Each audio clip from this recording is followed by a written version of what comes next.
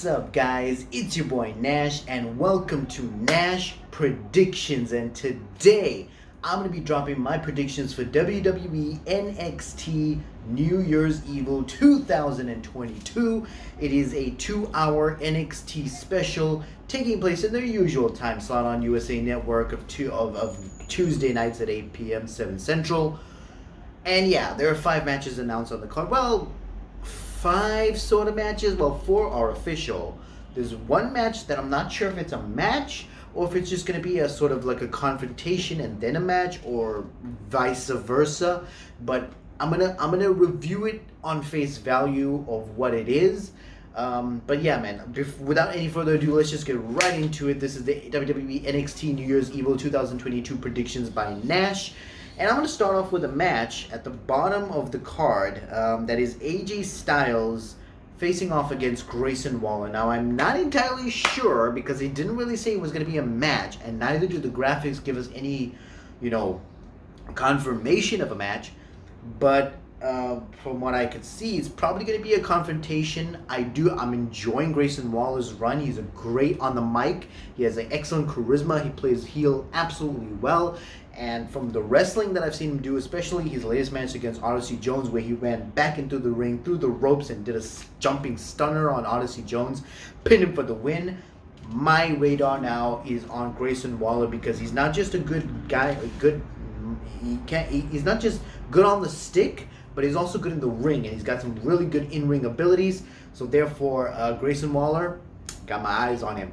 But if this does turn out to be a match, I could see AJ Styles winning. I don't see Grayson Waller winning, and here's why. Because AJ Styles is a main roster guy. He's currently embroiled in a feud with Omos that I presume is going to lead us into the Royal Rumble. It's way too soon to add another match to the day one card. I think it's going to be. I think it's going to be AJ Styles for the win. I really do think it's going to be AJ Styles for the win. I don't see Grayson Waller winning this one. But I would like him to win with underhanded tactics, or they could have a DQ.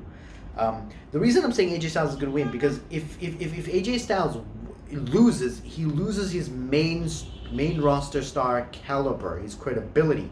And I don't think they want to hurt Grayson Waller because they've built him up so well.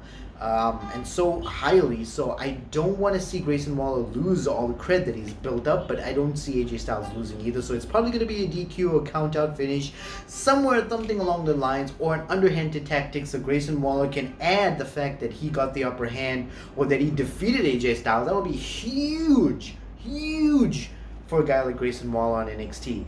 And I see a 2022 call-up for this guy. I mean, he's ready. As far as I can see on the mic and in the ring, this guy is ready for the main star lights. He just needs maybe a little bit of polish, a little bit more time to build up his name. But as far as I can see, Grayson Waller, it's only up and up for the guy. So yeah, I'm going for an AJ Styles win, but it could be Grayson Waller with the DQ finish. If it's dirty, it's going to be Grayson Waller. If it's a clean win, it's AJ Styles. So yeah, for me it's a toss-up between one of the two, but that's only if there's a match. Like I said, the graphics and the promos didn't indicate there would be a match, although people are expecting a match. There's no indication of whether or not it will be a match. Moving on to something more credible that I can talk about, which is a 6-man tag team match. It is Matt Riddle teaming up with MSK, Nash, Carter, and Wes Lee against all of Imperium. That includes Volta, Fabian Eichner, and Marcel Bartel, who are the current NXT Tag Team Champions. And I could see this one being an easy win for Riddle and MSK. Another reason why, like Vince McMahon, since he's taken over NXT, I think he's trying to do a lot of crossover, adding a lot of the main roster guys into NXT to give it a bit more cred. So that's why I think the involvement of Riddle and Styles is coming in. And I don't think he wants to hurt his main roster guys. I mean, both AJ and Riddle are from Raw. So I don't think he wants to hurt them. So I could probably see Riddle and MSK getting the win here, and Imperium losing, and this would lead to MSK getting a future NXT Tag Team Championship shot. And here's my little prediction, how I see this coming out. MSK has got to win the titles. There's no way they would make them go cross-country, go through all the trouble of getting the Shaman and Riddle, and him taking them through the paces for weeks and weeks and weeks, only to have them lose the titles. MSK is going to retain the titles, although it's going to be sad to see Imperium have such a short run. I would have rather have seen them have a longer run, but hey, I see MSK winning the titles, and if they don't, then it's going to be a breakup. It's going to be Nash, Carter, and Wesley going their separate ways, because if they couldn't make it as a tag team after going through all their trouble, then the trouble is not with them as a tag team, it's with them as individuals, and they need to break apart. But it's going to be MSK getting the titles back at a future NXT TV show or one of their takeovers, pay-per-views, whatever that may be. But yeah, it's going to be Riddle and MSK getting the win here against Imperium. Then we have the unification match. It's the NXT Cruiserweight Champion Roderick Strong taking on the NXT North American Champion Carmelo Hayes. This one's another easy one for me. Carmelo Hayes for the win. I don't see Roderick Strong walking out. I don't care if the Diamond Mine or the Creed Brothers, Ivy Nile, and, that guy, the bald guy, I forgot his name, is there. It does not matter. It's going to be Carmelo Hayes, maybe with some help from Trick Williams, unifying the Cruiserweight title with the North American title. As sad as I am to see the Cruiserweight division go, it had to go. It was no longer a division. It no longer meant something. There was no point behind it. You lifted the Cruiserweight limit. What was the point of it? Please end 205 Live. It does no longer need to be there. And please, for the love of God, just make it the NXT North American title. The Cruiserweight division there's no point for the Cruiserweight division right now in the WWE. In 2016, it was great. It was awesome. I loved it. 2017, even more. 2018, yeah, still great. 2019 is when they started losing it, and I didn't care about it anymore. This is where it ends, man. Carmelo Hayes is going to walk out the NXT North American title and unify the Cruiserweight title into it. The Cruiserweight title will be defunct.